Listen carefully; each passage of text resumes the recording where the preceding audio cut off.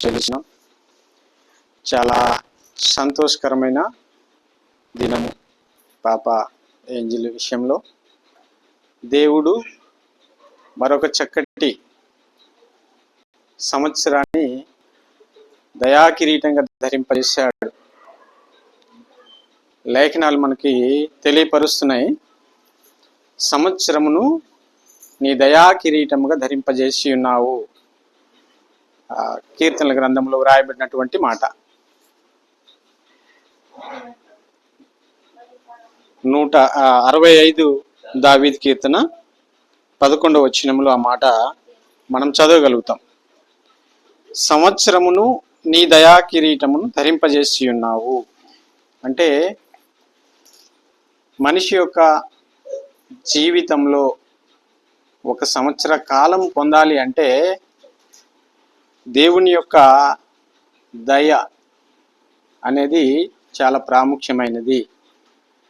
దేవుడు మనకి జీవితాన్ని ఇవ్వకపోతే, దేవుడు మనల్ని కాపాడకపోతే ఏ మనుష్యుడు కూడా పూర్ణ ఆయుష్తో ఉండే అవకాశం లేదు. అందుకే దావీదు గారు అంటారు, సంవత్సరము ఇంకొక నూతన సంవత్సరాన్ని నువ్వు మాకు దయాకిరీటంగా ఇచ్చావు. సో దయాకిరీటంగా దేవుడు మనల్ని ధైర్యింపజేసి, ఆనందింపజేసి, ఆయుష్నిచ్చి, ఆరోగ్యంనిచ్చి, సమస్తాన్ని సమకూర్చి మనల్ని నడిపిస్తున్నప్పుడు పౌలు గారు అంటారు, మనం ఆనందించాలి. ఈ ఆనందంలో దేవునికి కృతజ్ఞతలు చెల్లించాలి అంటారు. పౌలు గారు తన పత్రికలో చెప్తున్నారు కదా, ఎఫెసీయులకు రాసిన పత్రిక 4వ అధ్యాయము 4వ వచనంలో ఏమంటున్నారు పౌలు గారు? ఒకసారి ఆ మాట జ్ఞాపకం చేసుకుందామా?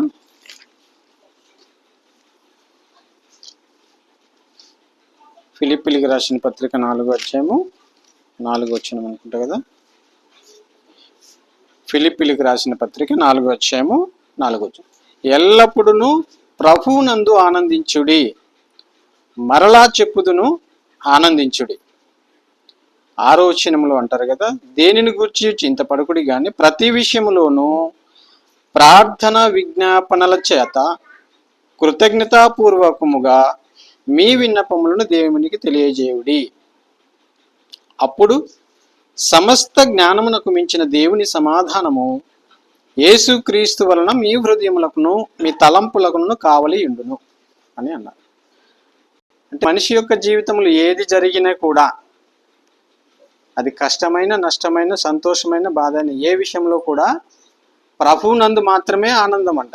ప్రభువునందు మీరు ఆనందించుడి. ఏమంటున్నాడు? ఎల్లప్పుడూ ప్రభువునందు ఆనందించుడి, మరలా చెప్పుదును ఆనందించుడి.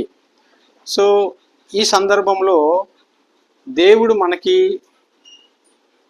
గ్రంథాన్ని ఇచ్చాడు, తన గ్రంథంలో మాటలు రాయించాడు.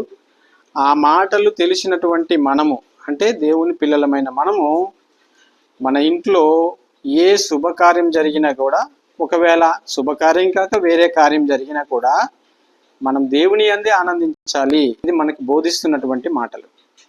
సో ఈరోజు సంతోషకరమైన విషయం. సో ఏం సంతోషం అంటే, దేవుడు పిల్లల్ని ఆశీర్వదించాడు, మరొక సంవత్సరాన్ని ఆయుష్ కాలాన్ని పొడిగించాడు, ఆనందింపజేశాడు. కాబట్టి మనం దేవుని యందు కృతజ్ఞత కలిగి ఉండాలి. సో ఈ పుట్టినరోజు సందర్భం కాబట్టి బైబిల్లో ఎక్కడెక్కడ పుట్టినరోజు సందర్భాలు ఉన్నాయి చెప్తారా? బైబిల్లో పుట్టినరోజు సందర్భాలు ఎక్కడెక్కడ ఉన్నాయి? పుట్టినరోజు సందర్భాలు బైబిల్లో కనిపిస్తాయా? కనిపిస్తాయి. పుట్టినరోజు సందర్భాలు కనిపిస్తాయి. అవి ఆనందకరంగానే ఉన్నాయి. మనము బైబిల్లో మొట్టమొదటి చూస్తే ఆదికాండంలో ఒక రాజుగారి యొక్క జన్మదినము మనం చూడగలుగుతాం. ఆదికాండము 41వ అధ్యాయం అనుకుంటాను, చూడండి.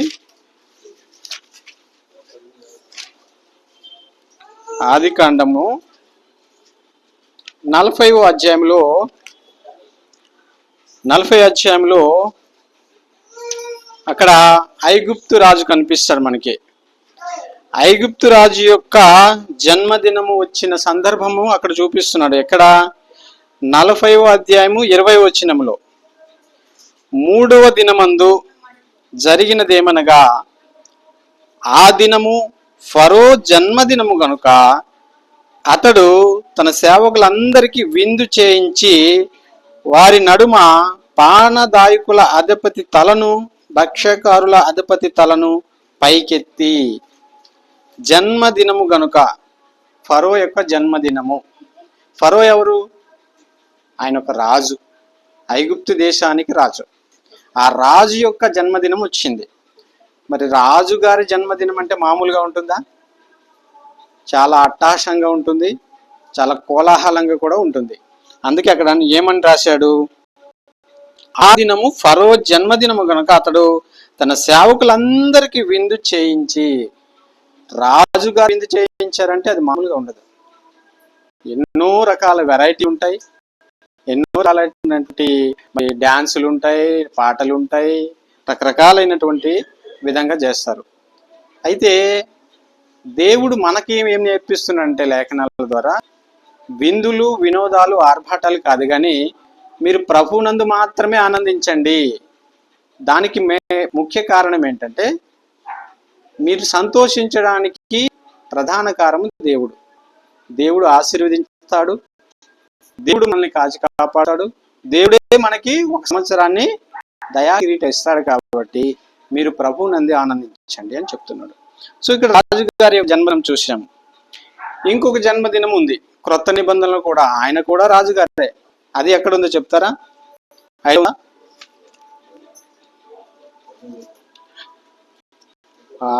మత్తయి సువార్త తీద్దాం, 14వ అధ్యాయంలోకి వెళ్దాం. ఆయన కూడా రాజుగారే. చూడండి 14వ అధ్యాయంలో, మత్తయి సువార్త 14వ అధ్యాయంలో 6వ వచనం చదువుతాం. అయితే హేరోదు జన్మ దినోత్సవము వచ్చినప్పుడు, హేరోదు గారి యొక్క జన్మ దినోత్సవము, ఉత్సవము అంటే అది చాలా పండగ లాంటిది. జన్మదినము, జన్మదినోత్సవము అన్నాడు. అంటే ఉత్సాహంగా చేసుకునేది, అది అంటే సంతోషకరమైనది, ఆర్భాటంగా చేసుకునేది. హేరోదు జన్మదినోత్సవం వచ్చినప్పుడు హేరోదియ కుమార్తె వారి మధ్య నాట్యమాడి హేరోదును సంతోషపరిచెను. అంటే ఇక్కడ కూడా ఏం కనిపిస్తుందంటే, ఒక సంతోషకరమైనటువంటి వాతావరణం, ఒక పండగ వాతావరణం. అంటే జన్మదినము, పుట్టినరోజు వచ్చిందంటే మనం కూడా ఆనందిస్తాం. ఎలా ఆనందిస్తాం? పిల్లలు కాబట్టి వారికి బెలూన్లు కడతాము, తర్వాత కేక్ తీసుకొచ్చి కట్ చేసి మన సంతోషాన్ని వ్యక్తపరచుకుంటాం. అయితే ఈ సంతోషము మనము పిల్లలకి దేవుడిచ్చినటువంటి ఆయుష్ని బట్టి సంతోషం జరుపుకుంటాం. కానీ ఆ పిల్లల్ని ప్రభువును ఎలాగ పెంచాలని ఈ సందర్భంగా మనం కొన్ని విషయాలు నేర్చుకోవాలి. బైబిల్ మనకి బోధిస్తుంది, మీరు ఆనందించండి, సంతోషించండి. చూడండి, ఆనందానికి అడ్డుకట్ట వేయట్లేదు బైబిల్ ఎప్పుడు కూడా. చాలామంది అనుకుంటారు ఎప్పుడు కూడా భక్తి, విశ్వాసము, ప్రార్థన ఇవేనా? మనిషి జీవితంలో ఇంకేం ఉండొద్దా? సంతోషం ఉండొద్దా? సరదాలు ఉండొద్దా? ఆటపాటలు ఉండొద్దా? అంటే ఉండాలి. బైబిల్ దానికి ఎప్పుడు కూడా అడ్డుకట్ట వేయట్లేదు. కానీ పిల్లలు ఆరోగ్యకరమైనటువంటి ఆనందంలో ఉండాలి. అది బైబిల్ నేర్పిస్తున్నటువంటి పాఠం. చూడండి, ప్రసంగి గ్రంథంలో ఒకసారి ప్రసంగి గ్రంథం తీద్దాం. చూడండి,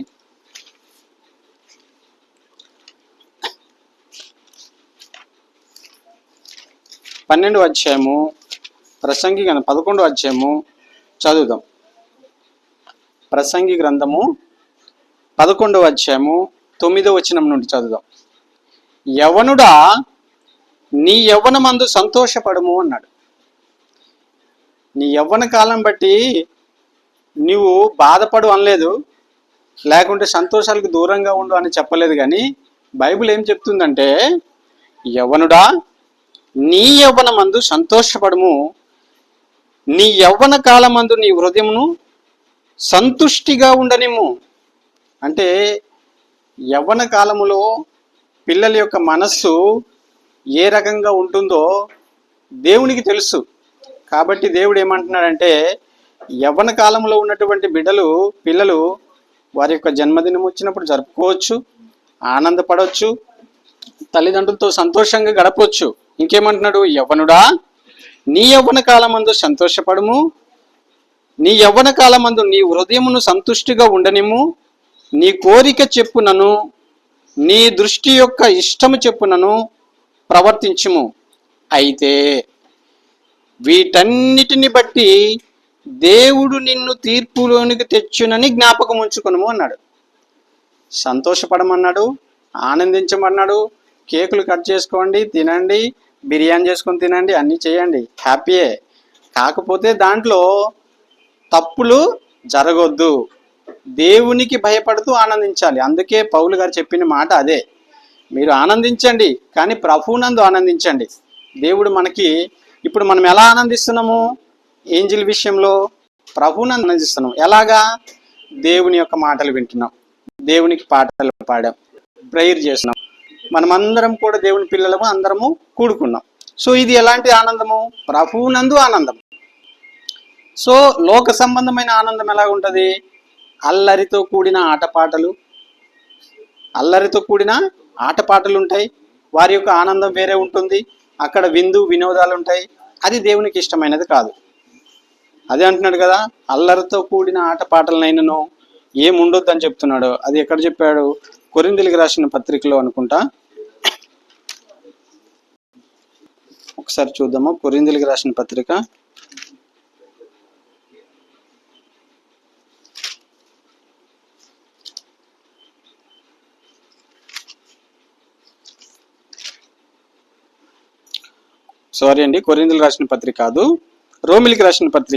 13వ అధ్యాయంలో మంచి మాటలు తెలియజేస్తున్నాడు పౌలు గారు మనకి. రోమిలికి రాసినటువంటి పత్రిక 13వ అధ్యాయంలో మనం చూస్తే 11వ వచనం నుండి 14వ వచనం వరకు చదువుదాం. మరియు మీరు కాలం నెరిగి నిద్ర మేలుకొని వేళ అయినదని తెలుసుకొని అలాగు చేయుడి. ఎలాగు చేయమంటున్నాడు, అలాగు చేయుడి అంటే ఆ మాటలో ఉన్న అర్థం ఏంటి, కాలము నెరిగి నిద్ర మేలుకొని, ఇంకేమన్నాడు, నిద్ర అయినదని తెలుసుకుని, నిద్ర మేలుకొని వేళ అయినదని తెలుసుకుని అలాగ చేయుడి అంటే ఆ మాటకి పై వచనాన్ని జోడిస్తున్నాడు. అలాగ చేయండి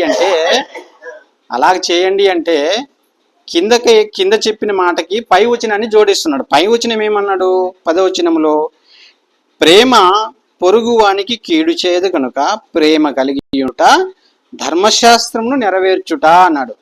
సో ఆ మాటని కంటిన్యూ చేస్తూ, మరియు మీరు కాలం నెరిగి నిద్ర మేలుకుని వేళ అయినదని తెలుసుకుని అలాగూ చేయుడి. మనము విశ్వాసులమైనప్పటికంటే ఇప్పుడు రక్షణ మనకు మరి సమీపముగా ఉన్నది. రాత్రి చాలా గడిచి పగలు సమీపముగా ఉన్నది కనుక మనము అంధకార క్రియలను విసర్జించి తేజస్సంబంధమైన యుద్ధోపకరములు ధరించుకుందుము.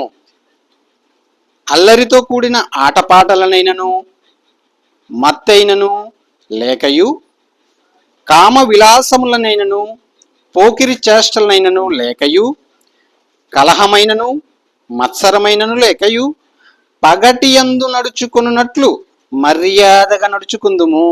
మెట్టుకు ప్రభు అయిన యేసు క్రీస్తును ధరించుకున్న వారమై శరీరేచ్ఛలను నెరవేర్చుకున్నటకు శరీర విషయమై ఆలోచన చేసుకొనకూడి. ఇవి చాలా కఠినమైన మాటలు. నిజానికి లోక సంబంధముగా ఎవరైనా బర్త్డే చేసుకుంటే, పుట్టినరోజులు చేసుకుంటే కల్చర్ మారిపోయింది. ఇప్పుడు సిటీలలో కానీ పల్లెటూర్లలో కానీ ఇప్పుడు ఏం చేస్తున్నారంటే, సిటీలలో జరుగుతున్నటువంటి కల్చర్ ఎలాంటిదంటే, ఎవరైనా పుట్టినరోజు జరుపుకోవాలంటే పబ్బులని ఉన్నాయి కదా, లేకుంటే రిసార్ట్స్లు అని పెట్టారు, వాటికి వెళ్తున్నారు. అక్కడ వెళ్ళి వినోదము మందు చిందులు చేస్తున్నారు. ఈ మధ్య కాలంలో కూడా కర్ణాటకలోనే ఎక్కడ జరిగితే పట్టుకున్నారు. అందులో రాజకీయ నాయకుల పిల్లలు ఉన్నారు, సినిమాలో నటించినటువంటి వాళ్ళు ఉన్నారు, తర్వాత వ్యాపారాల్లో ఉన్నటువంటి వ్యాపారం చేసినటువంటి పెద్ద పెద్ద కుటుంబాలకు సంబంధించినటువంటి వారు ఉన్నారు. అక్కడ ఏదైనా ఒక పార్టీ జరుపుకోవాలంటే వారు కొన్ని కోట్ల రూపాయలు ఖర్చు పెట్టి అక్కడికి వెళ్ళి మత్తు పదార్థాలు తీసుకుంటున్నారు, మద్యం తీసుకుంటున్నారు, దాని ద్వారా అల్లరి జరుగుతుంది. సో ఇప్పుడు దేవుడు ఏమంటున్నాడంటే క్రైస్తవ సమాజానికి నేర్పుతున్నటువంటి పాఠం ఏంటంటే మన పిల్లలు కూడా వారు సంతోషంగా ఉండాలంటే మనము కూడా వారికి ఆనందాన్ని కలగజేయడానికి పుట్టినరోజు జరిపిస్తాం. అయితే పౌలు గారు చెప్తున్నారు ఏంటంటే లోక సంబంధమైనటువంటివి మీరు విసర్జించండి, శరీర సంబంధమైనటువంటి వాటిని మీరు పూర్తిగా విసర్జించి ఎలా ఉండాలి? 11వ వచనంలో అంటున్నారు కదా, అల్లరితో కూడిన ఆటలనైనను. చాలా మంది డీజేలు పెడతారు, పెద్ద పెద్ద సౌండ్లు పెట్టి సినిమా పాటలు పెట్టి డ్యాన్సులు చేస్తారు. అది ఆనందకరంగా ఉంటుంది, కాకపోతే అది సరైనటువంటి పద్ధతి కాదు అని మనకు నేర్పిస్తున్నాడు. అది మీ కొంతవరకు ఆనందం పడతారు కానీ తర్వాత దానివల్ల లేనిపోయినవి ఇబ్బందులు పడతారు. అల్లరితో కూడిన ఆటపాటలు అవి. దాంట్లో ఏముంటుందంటే ఒట్టి అల్లరే ఉంటుంది. మత్తు అయినను, మనం ఇప్పుడు చెప్పుకున్నాం మత్తు. చాలామంది యవ్వన పిల్లలు, కాలేజీకి వెళ్ళిన టీనేజ్ పిల్లలు, ఇంటర్మీడియట్లో జాయిన్ అయినటువంటి పిల్లలు. మొన్న సాహిత్కి ఎంసెట్ ఎగ్జామ్ రాయడానికి సెంటరు అక్కడెక్కడో పడింది. ఎక్కడది? రింగ్ రోడ్ అవతల, దాని పేరేదో మర్చిపోయాను నేను. అక్కడ పెద్ద కాలేజ్, ఆ కాలేజీలో ఎగ్జామ్ సెంటర్ పడింది. అక్కడికి వెళ్ళేటప్పటికి మేము కొంచెం ముందుగానే వెళ్ళాము, వెయిట్ చేస్తున్నాం. అక్కడ వెయిట్ చేసిన తర్వాత ఓపెన్ చేశారు గేటు, పిల్లలందరూ లోపలికి వెళ్ళిపోయారు. అక్కడ ఇంజనీరింగ్ కాలేజ్ అది. ఆ కాలేజీలో చదవడానికి వచ్చినటువంటి పిల్లలు నేనేం చేశాను అవుతుంది, నేను ఒకసారి వెళ్ళి ఒక చెట్టు కింద కూర్చున్నాను. ఈ పిల్లలు కాలేజీకి వెళ్ళే పిల్లలు వచ్చి కాలేజీకి పోకుండా ఏం చేస్తున్నారంటే అక్కడ ఒక పాన్ డబ్బా ఉంది, అక్కడికి పోయి సిగరెట్లు తీసుకొచ్చి ఇక తలో సిగరెట్ కాల్చుకొని ఆ పక్కన ఓపెన్ ప్లేస్లో టైం పాస్ చేస్తున్నారు. ఒకటి సిగరెట్ ఇంకోటి తీసుకుంటున్నాడు, వాడి సిగరెట్ వీడు తీసుకుంటున్నాడు, ఏమేమో చేస్తున్నారు, కూల్ డ్రింక్స్ తాగుతున్నారు, ఇలాగున్నారు. వాళ్ళు చూసిన తర్వాత నాకు అనిపించింది, వాళ్ళ తల్లిదండ్రులు వాళ్ళ కాలేజీకి పంపించి మా పిల్లడు కాలేజీకి వెళ్ళాడు చదువుకుంటున్నాడు అని అనుకుంటారు కదా. ఈ పిల్లలు చేసే పనులు ఎలాగున్నాయి తెలుసా? అక్కడ విపరీతమైనటువంటి ఆశ్చర్యం కలిగించే పనులు చేస్తున్నారు బయటికి వెళ్ళి. సో కాబట్టి పిల్లలు చెడిపోతున్నారు. పిల్లలు, మొన్న ఒక పాప ఇక్కడ చనిపోయిన న్యూస్ వచ్చింది కదా. సో పిల్లలకి ఏంటంటే వారు యొక్క ఇదిని స్థాయిని వారు సరి అయినటువంటి రీతిలో నడిపించుకోలేకపోతున్నారు. దానికి కారణం ఏంటి అంటే వారికి బోధించేవారు, చెప్పేవారు కానీ, లేకుంటే వారు లోకాన్ని చూసి నేర్చుకునే విధానం కానీ సరైన పద్ధతిలో లేదు. సో దేవుడు మనకేమంటున్నాడంటే వీటన్నిటి నుండి పాఠాలు నేర్పిస్తున్నాడు. ఈ మత్తు పదార్థాలకు ఎక్కువగా బానిస అయిపోయేది ఏంటంటే కాలేజీకి వెళ్ళిన పిల్లలే, టీనేజ్ పిల్లలు. ఆ ఫ్రెండ్స్ తాగుతున్నాడు సరదాగా, ఏముంది ఒక్కసారికి అంటాడు, ఒక్కసారికి చేసింది ఇంకోసారి అంటాడు. ఇలాగ అలవాటు పడిపోయి సిగరెట్లు, మందు, గుట్కాలు, పాన్ పరాకులు ఇలాంటివి చేసి, అందుకే ఇక్కడ చెప్తున్నాడు చూడండి, అల్లరితో కూడిన ఆటపాటలైనను, మత్తైనను లేకయు, కామ విలాసములైనను, పోకిరి చేష్టలైనను. పోకిరి చేష్టలు అంటే ఏంటి?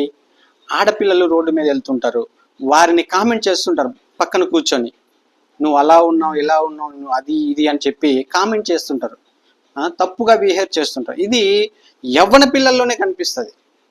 కాబట్టి మనకి బైబిల్ ఏం నేర్పిస్తుందంటే యవ్వనులు దేని చేత వారి నడతను శుద్ధి చేసుకుంటారు? యవ్వనస్తులు దేని చేత నడత శుద్ధి చేసుకుంటారంట?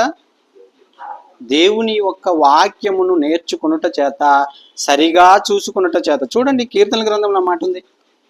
మనకు బైబిల్ గద్దిస్తుంది, అదే నేర్పిస్తుంది మన పిల్లల్ని ఎలా జాగ్రత్తగా ముందుకు నడిపించాలి. కీర్తనల గ్రంథం 119 దావీదు కీర్తనలో అంటాడు కదా, 119 దావీదు కీర్తన 9వ వచనమా? చూడండి ఒకసారి, 9వ వచనం, రైట్. యవ్వనస్తులు దేని చేత తమ నడత శుద్ధిపరుచుకుందురు. ఏ నడత ఇది? పోకిరి చేష్టాలు, అదొక నడత. మత్తు పదార్థాలు సేవించడం, అదొక నడత. అల్లరితో కూడిన ఆటపాటలు, ఇదొక నడత. ఈ నడతలన్నీ కూడా శుద్ధి చేయడానికి ఒక పరికరము, అది దేవుని వాక్యం, అది బోధిస్తుంది. యవ్వనస్తులు దేని చేత తమ నడత శుద్ధిపరుచుకుందురు, నీ వాక్యమును బట్టి దానిని జాగ్రత్తగా చూసుకున్నట్టు చేతనే కదా. జాగ్రత్తగా చూసుకోవడం చేతనే కదా. ఇప్పుడు మనము బంగారం రేట్ ఎంత ఉంది? 72,000 72,000 పెట్టి 1 తులం బంగారం కొన్నామనుకోండి, అది మనం ఎలా చూసుకుంటాం? అమ్మ, బంగారం మీలోకి ఎవరికైనా ఉందా? అందరికి బంగారం ఉందా? దాన్ని ఎలా చూసుకుంటాం మనం? జాగ్రత్తగా చూసుకుంటాం. ఎందుకు? దాని ఖరీదు 72,000. అది ఒకవేళ పోయిందనుకో మనకి నిద్ర పట్టదు, ఆకలేసినే తినబుద్ధి కాదు. 10 మందికి చెప్పుకుంటాం, నేను ఇంత డబ్బులు పెట్టి కొనుక్కున్నాను, తులం బంగారం కొనుక్కున్నాను, అక్కడ పోయింది, ఇక్కడ పోయింది, ఎలాగో పోయింది అని మనకి అదే పదే గుర్తొస్తుంది. ఒక బంగారం విషయంలోనే అలాగుంటే దేవుని వాక్యము వెండి బంగారముల కంటే శ్రేష్టమైనది అన్నాడు. జుంటె తేనె ధారల కంటే మధురమైనది అన్నాడు. అంటే మనిషి జీవితాన్ని సరిగ్గా నడిపించేది, కరెక్ట్ టైంలో మంచి మార్గంలో నడిపించేది ఏది అయినా ఉంది అంటే లోకంలో అది ఒక దేవుని వాక్యం మాత్రమే. సో పిల్లలు, మీరు దేవుని యందు భయము భక్తి కలిగి ఉండాలి. అప్పుడు మీ విద్యార్థి దశ, మీ యవ్వన దశ, మీ యొక్క ఉద్యోగ దశ, మీ భవిష్యత్ దినములు మీరు ఫస్ట్ లైన్లో ఉన్న పిల్లలు మీరు వెనక్కి చూడకూడదు. నా మాట వినాలి.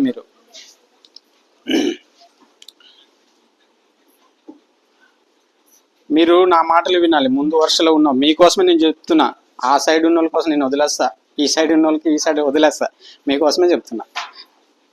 సో దేవుడు ఏమంటున్నాడంటే, దేవుని వాక్యము శ్రేష్టమైనది, దేవుని వాక్యము అమూల్యమైనది, దేవుని వాక్యము బలమిస్తుంది, దేవుని వాక్యము ఆదరిస్తుంది, దేవుని వాక్యము జ్ఞానం ఇస్తుంది, దేవుని వాక్యము బుద్ధిస్తుంది. ఇవన్నీ దేవుని వాక్యంలో ఉంది. దేవుని అందు భయభక్తులు గలవారు. మీరు కీర్తనల గ్రంథం ఇప్పుడు చదివారా? కీర్తనల గ్రంథంలో చదివారా? 150 అధ్యాయాలు ఉన్నాయి కదా, చదివారా? ప్రతి అధ్యాయంలో కూడా మొదటి మాట ఏమిటంటే, యెహోవా యందు భయభక్తులు గలవారు ధన్యులు, అది వారికి జ్ఞానం నేర్పిస్తుంది. యెహోవా యందు భయభక్తులు గలవారు ధన్యులు, వారు దీర్ఘాయుష్మంతులు అవుతారు. యెహోవా యందు భయభక్తులు గలవారు ధన్యులు, వారికి ఆరోగ్యం మంచిగా ఉంటుందని చెప్పి ఇలాంటి మాటలు కనిపిస్తూ ఉంటాయి కీర్తన గ్రంథంలో. సో యవ్వన ప్రాయం అనేది మీరు దశలుగా ఎదుగుతున్న కొద్దీ దేవునిపై ఆధారపడి ముందుకెళ్ళాలి. ఇక్కడ ఏమన్నాడు? పిల్లల యొక్క నడవడిక. అందుకే సామెతల గ్రంథం 22వ అధ్యాయము 6వ వచనంలో ఏముంది అక్కడ? బాలురు నడవవలసిన త్రోవ వారికి నేర్పించాలి. ఎప్పుడు నేర్పించాలి? చిన్నప్పటి నుంచే నేర్పించాలి. సో మన పిల్లలందరూ కూడా ఆ త్రోవలో నడవాలి. ఆ త్రోవలో నడవకపోతే ఏ త్రోవలో వెళ్తారు? పౌలు గారు చెప్పినటువంటి మాట ఏది? ఏ మాట చదువుకున్నా ఇప్పుడు? రోమిలికి రాసిన పత్రిక 13వ అధ్యాయంలో ఏముంది అక్కడ చదువుకున్నప్పుడు? అల్లరితో కూడిన ఆటపాటలోకి వెళ్ళిపోతారు, మత్తులోకి వెళ్ళిపోతారు, కామ విలాసంనైనను పోకిరి చేష్టలు లేక ఇలాంటివన్నీ వస్తాయి. అయితే ఇక్కడ ఏమంటున్నారంటే, పోకిరి చేష్టలనైనను లేకయు కలహమునైనను మత్సరమునైన కలహము. ఇక్కడ కలహం అనే మాట వచ్చింది కదా. ఈ కలహము ఎలాగుంటుందంటే, నిన్న న్యూస్లో ఒకటి వచ్చింది టీవీలో. ఒక అమ్మాయికి 2 అబ్బాయిలు ప్రేమించారంట. వీళ్ళిద్దరు అబ్బాయిలు పొట్లాడుకొని ఒకడికి చంపేశాడు. ఒక అమ్మాయి కోసము 2 యవ్వనస్తులు ఇద్దరు ప్రేమించారంట. ఆమె నాకే కావాలని ఇద్దరు గొడవపడి ఒకడేమో ఇంకొకరిని చంపేశాడు. ఇప్పుడు ఆయన యవ్వన జీవితము, ఆ పిల్లవాడి జీవితము ఇప్పుడు ఏమవ్వాలి? వాడేమో చనిపోయాడు, వీడేమో బ్రతికి కూడా వేస్టే కదా. వాడు కేసు అవుతుంది, జైల్లో ఉంటాడు. తల్లిదండ్రుల పరిస్థితి ఏంటి చూడండి. అంటే కలహమునైనను అంటే ఇలాంటివే వస్తాయి. అందుకే పిల్లలకి నేర్పించవలసిన పద్ధతిలో నేర్పించాలి అని, అందుకే బాల్యము నుంచే వారిని మంచి మార్గంలో నేర్పించాలని బైబిల్ చెప్తుంది. అంటే మన కుటుంబాలు, మన పిల్లలు ఎంత ధన్యులంటే దేవుడు మనపై ప్రత్యేకించి తన కృపను ఉంచాడు. అందుకే ఈరోజు ఈ మాటలు మనం చెప్పుకోగలుగుతున్నాం. ప్రత్యేకించి ఈరోజు మన పాప ఏంజిల్ ద్వారా ఈ మాటలు మన అందరికీ అందుతున్నాయి. చూడండి ఇంకేమన్నాడు? మెట్టుకు కలహమునైనను మత్సరమునైనను లేకయు పగటి యందు నడుచుకున్నట్లు మర్యాదగా నడుచుకో అన్నాడు. అదేంటి? పగటి యందు నడుచుకుంటే మర్యాద వస్తుందా? పగటి యందు నడుచుకున్నట్లు మర్యాదగా నడుచుకోమన్నాడు. అసలు పగలు అంటే ఏంటి?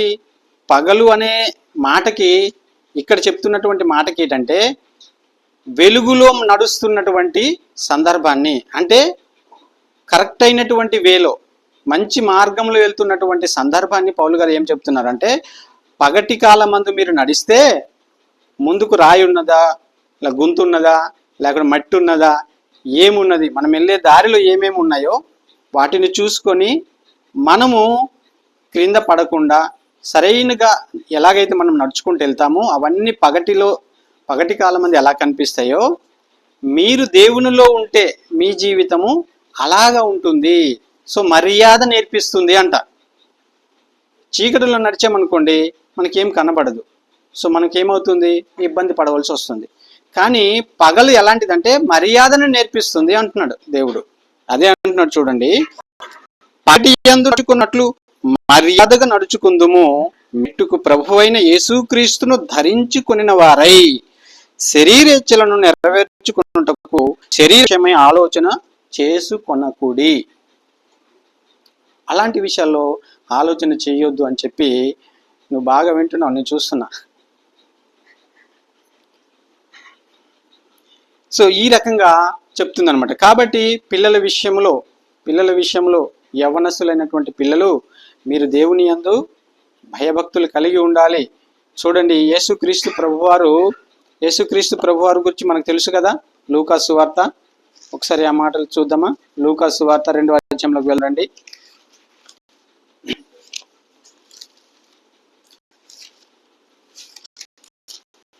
లూకా సువార్త 2వ అధ్యాయము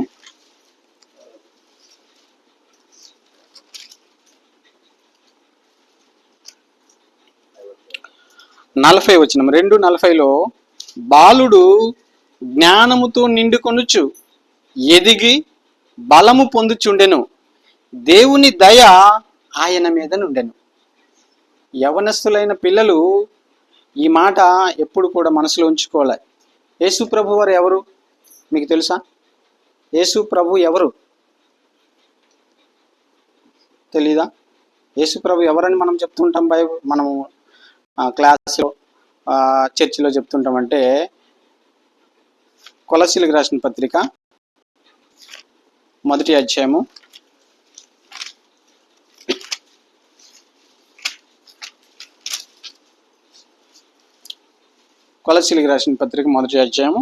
15వ వచనం.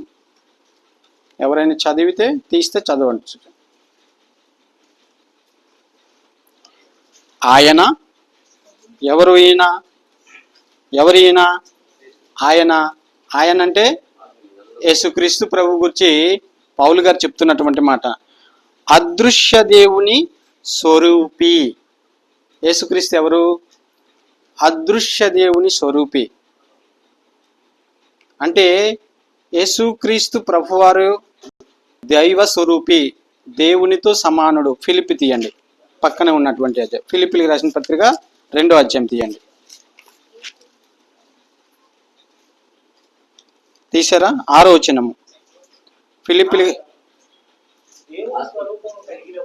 ఆయన దేవుని స్వరూపము కలిగిన వాడై ఉండి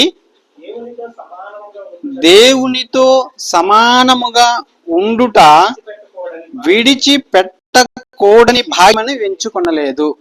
ఇప్పుడు 2 విషయాలు చూసాం. కొలసీ రాసిన పత్రికలో అదృశ్య దేవుని స్వరూపి, ఇక్కడ మళ్ళీ పౌలు గారు అంటున్నారు ఆయన దేవుని స్వరూపి. దేవుడి స్వరూపం ఏంటి? 4:24 మీకు తెలుసా? యోహాను సువార్త. ఆత్మస్వరూపం. ఎవరు చెప్పారన్నమాట? యేసుప్రభే చెప్పారు, దేవుడు ఆత్మ అని చెప్పారు. అప్పటి వరకు ఎవరికి తెలియదు. చాలామంది ఎలాగుంటారు అని అన్వేషించారు, శోధించారు, కానీ ఎవరికి అంతు పట్టలేదు, తెలియలేదు. కానీ యేసుక్రీస్తు ప్రభు వారు దేవుడు ఆత్మ అని చెప్పాడు. సో ఆత్మ అయిన దేవుని యొక్క రూమ్లో ఎవరు ఉన్నారంటే ఇప్పుడు యేసుక్రీస్తు ప్రభు ఉన్నారు. ఆ ప్రభువు దేవునితో సమానమైనటువంటి అధికారం కలిగినటువంటి ప్రభువు ఎలా వచ్చారు ఇప్పుడు లోకానికి? శరీరధారిగా వచ్చారు. ఇప్పుడు శరీరధారిగా వచ్చినటువంటి ప్రభువు ఇప్పుడు లూకాసు వార్త 2వ అధ్యాయము 40 వచనములో ఆయన బాలుడుగా ఉన్నప్పుడు ఎలాగున్నాడంట చూడండి. ఇప్పుడు ఇక్కడికి వద్దాం. బాలుడు జ్ఞానముతో నిండుకొనుచు ఎదిగి బలము పొందుచుండెను, దేవుని దయ ఆయన మీద ఉండెను. సో ఇప్పుడు యేసుక్రీస్తు ప్రభువారే దేవునితో సమానముగా ఉండి ఆయన శరీరాన్ని దాల్చి భూమి మీదకి వచ్చినప్పుడు తాను ఎదగడానికి ఆయన ఎవరి మీద ఆధారపడ్డాడంట? దేవుని మీదే మరలా ఆధారపడ్డాడు. దేవుడే తనకి జ్ఞానం ఇవ్వాలి, దేవుడే తనకి బలం ఇవ్వాలి అని. చూడండి 51 వచనంలో 51 దాంట్లోనే లూకాసు వార్త 2:51 అంటాడు కదా, అంతటా ఆయన వారితో కూడా బయలుదేరి నజరేతుకు వచ్చి వారికి లోబడి ఉండెను. ఎవరికి లోబడి ఉండాడు ఆయన? వారికి అంటే అక్కడ ఎవరున్నారు? తల్లిదండ్రులకు లోబడి ఉన్నాడు. అంటే యేసుక్రీస్తు ప్రభువారు దేవుడై ఉన్నాడు, కానీ ఆయన మనలాంటి శరీరాన్ని దాల్చి వచ్చినప్పుడు ఎవరికి లోబడ్డాడంట? ఆయన తల్లిదండ్రులకు లోబడ్డాడు. సో మీ పిల్లలు మీరు తల్లిదండ్రులు చెప్పిన మాటకి విధేయులు అవ్వాలి. తల్లిదండ్రుల మాటలకి మీరు లోబడి ఉండాలి. ఎందుకు? మనమందరం కూడా దేవుని పిల్లలము, దేవుని ద్వారా నేర్చుకున్నటువంటి మాటలే మనం బోధిస్తాం. కాబట్టి పిల్లల్ని జాగ్రత్త పెంచవలసిన బాధ్యత తల్లిదండ్రుల మీద ఉంది. కాబట్టి తల్లిదండ్రులు చెప్పిన మాటకి పిల్లలు విధేయులు అవ్వాలి. ఇంకేమంటున్నాడు? వచ్చి ఓరకి లోబడి ఉండెను, ఆయన తల్లి ఈ సంగతులన్నిటినీ తన హృదయంలో భద్రం చేసుకును. యేసు జ్ఞానమునందును వయస్సునందును దేవుని దయందును మనుషుల దయందును వర్ధిల్లుచుండును. మీరు కూడా పిల్లలు వర్ధిల్లాలి. వర్ధిల్లాలంటే పౌలు గారు ఇంకొక మాట అన్నారు, తల్లిదండ్రులకి లోబడి ఉండాలంటే చెప్పాడు. చూడండి, ఎఫెసీయులకు రాసిన పత్రిక 6వ అధ్యాయంలో పౌలు గారు అంటారు, పిల్లలు వర్ధిల్లాలంటే ఊరికే వర్ధిల్లరు. ఎప్పుడు వర్ధిల్లుతారంట? ఎప్పుడు వర్ధిల్లుతారు? చూడండి 6వ అధ్యాయం 1వ వచనం, పిల్లలారా ప్రభువునందు మీ తల్లిదండ్రులకు విధేయులయుండుడి, ఇది ధర్మమే. అనేక సందర్భాలు మనం చెప్పుకుంటాం.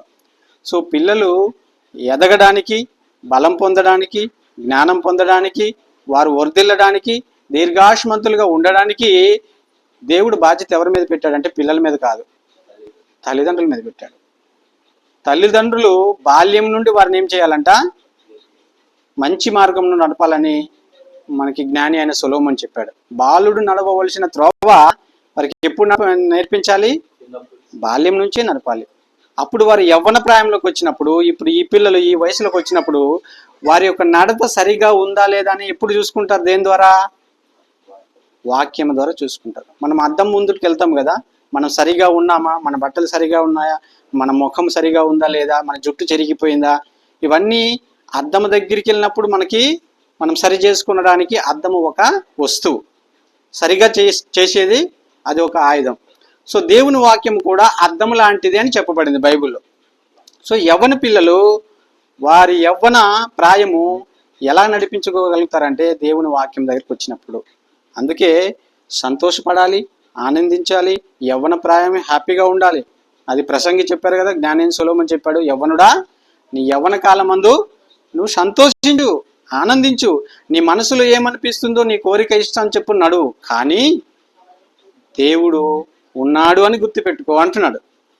సో కాబట్టి ఈరోజు పిల్లలు యవ్వన ప్రాయంలో ఉన్నటువంటి పిల్లలు మీరు దేవుని యందు భయభక్తులు కలిగి ఉండాలి. ఇంకొకటి ఏంటంటే తల్లిదండ్రులకి విధేయులై ఉండాలి. ఇంకొక మాట చదివి మనం ముగిద్దాం, తర్వాత సార్ అయ్యగారు చెప్తారు. 6వ వచనం 1వ వచనం చదువుకున్నాం కదా, నీకు మేలు కలుగునట్లు నీ తల్లిదండ్రిని సన్మానింపుము, అప్పుడు నీవు భూమి మీద దీర్ఘాయుష్మంతుడు అగుదువు. ఇది వాగ్దానంతో కూడిన ఆజ్ఞలలో మొదటిది అన్నాడు. సో దేవుడు ఆజ్ఞ రూపకంగా ఇచ్చాడనమాట. పిల్లలు సరిగా పెరగాలి అంటే దేవుని యొక్క ఆశీర్వాదం ఉండాలి. యేసుక్రీస్తు ప్రభువారు ఆయన దేవుడై ఉండి కూడా మనిషిగా వచ్చినప్పుడు ఏమైనాడంటే తల్లిదండ్రులకు విధేయుడై ఉండి లోబడి వారి మాటలు విని వాటి ప్రకారం జరిగించి ఆయన జ్ఞానమందును మనుషుల దయందును దేవుని దయందును వర్ధిల్లాడు. సో ఆ రకంగా ఈరోజు పాప ఏంజిల్ కూడా దేవుని దయలో, మనుషుల దయలో, దినదినము జ్ఞానమందు వర్ధిల్లాలని మనస్ఫూర్తిగా నేను బిడ్డను ఆశీర్వదిస్తూ ఈ మాటలు ముగిస్తున్నాను. మీ అందరికి కూడా వందనాలు. Thank you.